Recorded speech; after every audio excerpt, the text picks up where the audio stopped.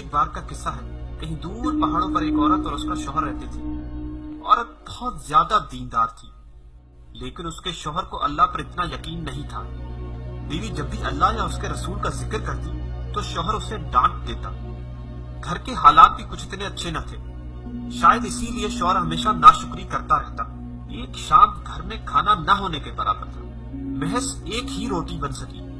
عورت نے سوچا کہ آدھی روٹی اس کا شوہر کھا لے گا اور آدھی وہ کھا لے گی، لیکن کچھ ہی دیر بعد باہر کا دروازہ بجا۔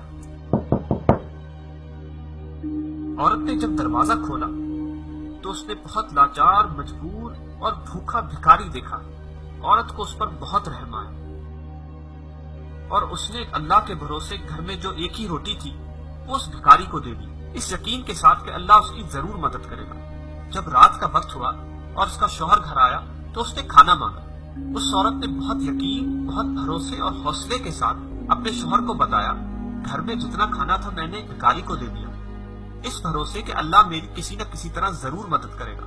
شوہر یہ سن کر بہت ناراض ہوا اور عورت کو برا بھلا کہنے لگا، لیکن اسی وقت ایک بار پھر دروازہ بجا۔ شوہر نے جب دروازہ کھولا تو اس نے دیکھا ایک شخص ہاتھ میں 18 روٹیاں پکڑے کھڑا تھا۔ اس شخص نے کہا، فلاں شخص نے آج نیاز کیا تھا تو یہ آپ کے حصے کا نیاز ہے۔ شوہر یہ دیکھ کر بہت حیران ہوا اور شاید پریشان تھا۔ وہ یہ روٹیاں لے کر اندر گیا۔ جب اس عورت نے یہ روٹیاں دیکھی تو اس نے فوراً کہا، اس میں 2 روٹیاں کم ہیں۔ شوہر یہ سن کر مزید پریشان اور حیران ہو گیا، لیکن اس نے بغیر کوئی سوال پوچھے دوبارہ باہر گیا اور اس شخص سے معلوم کیا اس میں 2 روٹیاں کم کیوں ہیں۔ اس شخص نے جواب دیا، میں جب راستے سے آ رہا تھا تو مجھے بہت بھوک لگی تو میں نے اس میں سے 2 روٹیاں کھا لی، مجھے معاف کرنا۔ شوہر بہت حیران ہوا اور پریشان ہوا اور دوبارہ اندر چلا گیا۔ اس بار اس نے اپنی بیوی سے سوال کیا کہ تمہیں کیسے معلوم کہ اس میں 2 روٹیاں کم تھی؟ عورت نے بہت مسکراتے ہوئے کہا، میرے اللہ نے کہا ہے جو میری راہ میں خرچ کرے گا میں اس سے 20 گنا زیادہ عطا کروں گا۔ شوہر اپنی بیوی کا یہ جذبہ اور یقین دیکھ کر بہت حیران، بہت پریشان ہوا اور زار زار رونے لگا اور اللہ سے اپنے گناہوں کی معافی مانگنے لگا، اپنی ناشکری کی معافی مانگنے لگا۔